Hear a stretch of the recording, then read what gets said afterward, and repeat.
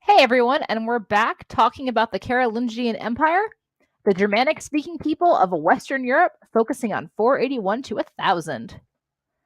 So let's dive right in with talking about the Franks, the Merovingians from 481 to 751. The Byzantines referred to the Germanic tribes as barbarians, as you know. It's always about the pants. And the largest group was the Franks, who settled in modern France and Germany. Prior to the collapse of the Western Roman Empire in 476, there were many people in Northern and Central Europe. Germanic society was divided into extended family units and into kinship units, usually headed by a father.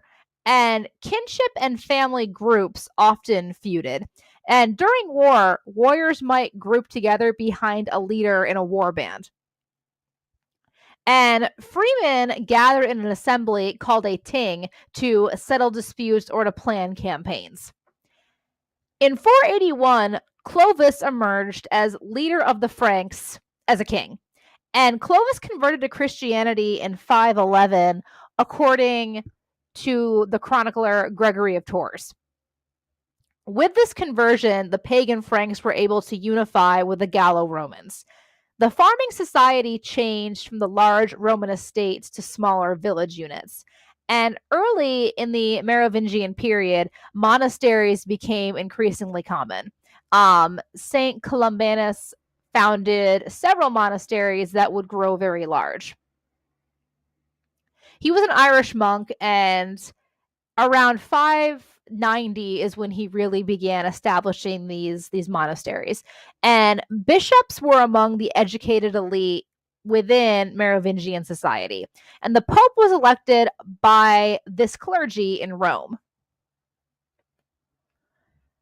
Other names to remember include Charles Martel. He defeated the Muslims at the Battle of Tours. And he has a relatively famous grandson. Charlemagne and the Carolingians. In 751, the Merovingians were overthrown by a new dynasty, the Carolingians. And they came to power by assisting the Pope. And Charlemagne, probably the most famous emperor, also the first. He fights a series of wars that result in more land under his control. And under him, there is a temporary revival of learning. As I mentioned before in the previous podcast, as West and East fall and split, there's much more, not only education, but a desire for education and arts and learning and trade in the Eastern half. And the Western half, they're kind of left in the dark. They're on their own. And under Charlemagne, education matters. But unfortunately, why I say he's probably the most famous emperor within the Carolingians is less than 30 years after his death, the empire begins to fall. And it begins shrinking. It's a slow, painful death. Within this empire, though, education is supported, scholarship and religion. And again, the Pope of the Roman Catholic Church is supported. Charlemagne accepted, this is the big difference, guys, he accepts the title of emperor in 800, unlike Augustus, who did not. Charlemagne accepts it, and by accepting the title of emperor in 800, he is claiming that he is the rightful heir to the Roman Empire. And this changed Frankish society from the war band to two classes. You've got the potentes, who are very powerful, and the paupers, the powerless. And even though Charlemagne was illiterate, he's a huge champion for others to learn to read. And when he dies, he passes the empire to his son, Louis the Pious. The Carolingians do continue to rule until 987. And here's a controversy about who is the rightful Roman emperor and the Roman Empire. And the controversy is about the controversy starts with power being divided among religious leaders and secular leaders. And the Pope sought to combine religious power with political power because they're forging alliances. And they get this idea from Charlemagne, who the only reason he becomes emperor is because he supports the Pope. The Pope then supports him. And finally, in 692, a German king is crowned as the Holy Roman Emperor. But here's the thing, guys. The Holy Roman Empire, it's not really an empire. It's a very loose coalition of German princes. And these German princes each rule their own little tiny kingdom under the Holy Roman Empire. And the Holy Roman Empire, guys, plays a huge, huge role in the Protestant Reformation years, hundreds of years down the road, because keep in mind, Luther, who starts Lutheranism, the Protestant Reformation, is German. So hold this thought for, like 400 or 500 years, it'll all be fine. All right, so let's talk a bit more about early medieval Europe. Western Europe continued to be invaded from a number of different parties. Muslim Arabs and Berbers took the Iberian Peninsula, and they eventually began pushing into France. And in the 8th century, the Carolingians united under various kingdoms into that larger empire. Charlemagne fights back. Within his empire, you've got Gaul, parts of Germany, and Italy. And in addition, you also have the fact that his empire is divided by his 3 grandsons. It's never fully united. Vikings and Varangians. And Varangians are Swedish Vikings. My people, y'all. But they attacked England, France, and Spain in the late 8th and 9th centuries. And we're going to spend a lot of time later on talking about the Vikings. They settle in Iceland and Normandy, from which the Norman William the Conqueror invades England in 1066. So take a look at Viking Expansion. The Danish Vikings, the Norwegian Vikings, and the Swedish Vikings. And I also want you to pay attention, not even looking at their expansion, but look who's nearby, because that's going to play a very important role when it comes to trade. A great map of the Vikings focusing on their, in much more detail on their raids. Not only raids, but as you can see, there's also settlements. So the age of the Vikings really focuses between the years 793 and 1066. And the Vikings really make themselves known when they sail to a monastery off the coast of England in 793 and plundered it, which is kind of a no-no to everybody else. Like, yeah, you can attack, you can steal, you can burn down villages, but you don't attack the monasteries. In 866, the Vikings established a long-term camp for raids north of London. And they like to attack monasteries because they're filled with metalwork and jewels. It's the church. They're very wealthy. The Vikings know this. Great spot to rob.